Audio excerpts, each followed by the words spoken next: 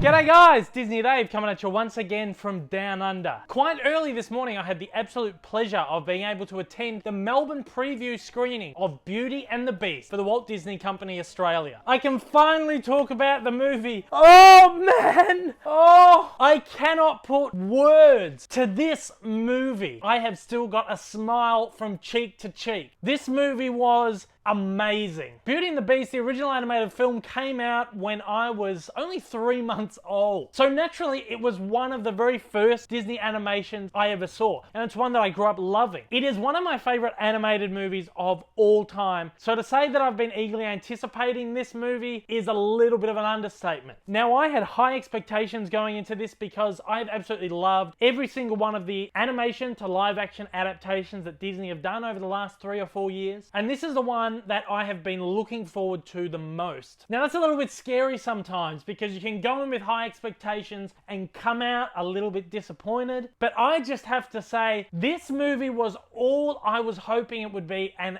heaps more. Absolutely everything about it was practically perfect. The casting here is spectacular, and for all those people out there doubting Emma Watson's ability to play Belle, I'm sorry, but you are completely wrong. Emma Watson was the perfect choice to play Belle. She is simply gorgeous, she is charming, and she is incredible. She is Belle. Now, her portrayal of Belle is a little bit different because 26 years ago when this movie was released, females were portrayed a little bit different in film. And even the story of Beauty and the Beast is a little bit unrealistic today. The spin that Emma Watson gives to the character of Belle makes this story believable again. Makes Belle and her actions throughout the film believable again. It's a really modern twist on the character. It's definitely what this film needed to keep it grounded and keep it a little bit realistic. Ewan McGregor was fantastic as Lumiere, Ian McKellen as Cogsworth, Emma Thompson as Mrs. Potts, Stanley Tucci was in the movie, Kevin Kline was incredible, Luke Evans as Gaston, and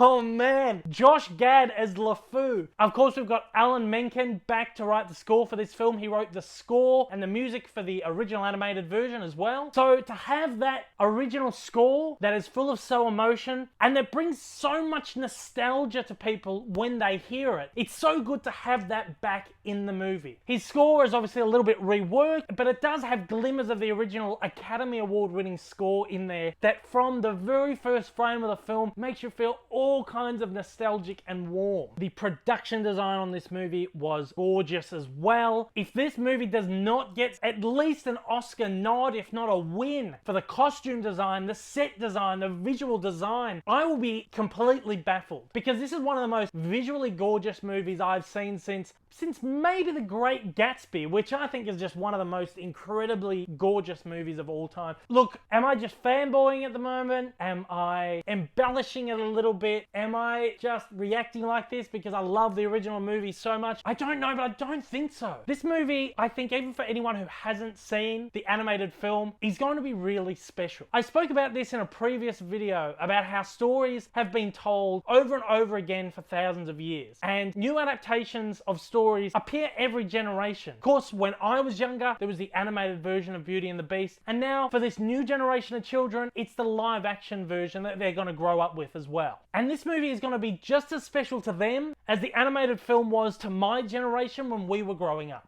If there's one thing that I can say that I didn't like about, wasn't even that I didn't like about the movie, it was one thing that I think maybe didn't work, maybe pulled me out of the film a little bit. There is a very small handful of original songs in this movie, alongside those written by Howard Ashman with Alan Menken 30 years ago. The new songs have been penned by Tim Rice. Tim Rice also helped finish off Howard Ashman's work on Aladdin after he passed away. So he's sort of stepping into these shoes again. But the thing I felt about his songs were that they just stuck out like a sore nose. And I don't know if that's because I have so much nostalgia linked to the old film. I'm so familiar with the old film that anything new was a little bit jarring. I really think, honestly, that his work, his songs just weren't as touching as Howard Ashman's. Howard Ashman is irreplaceable. He had a unique voice and no one can imitate that voice. No matter how hard, no matter who you are. Even Tim Rice, who has written some amazing music over the years. But I do have to give props to Disney for at least doing this, because I know a lot of people were complaining they're just doing the same movie over and over again. It's going to be exactly the same. Well, Disney have gone out on a limb and they've gone, well, let's write some new music for it to make it a little bit more fresh and a little bit new. That's a bold move, and that's a really, really good move. So the movie doesn't lose marks for that, for me.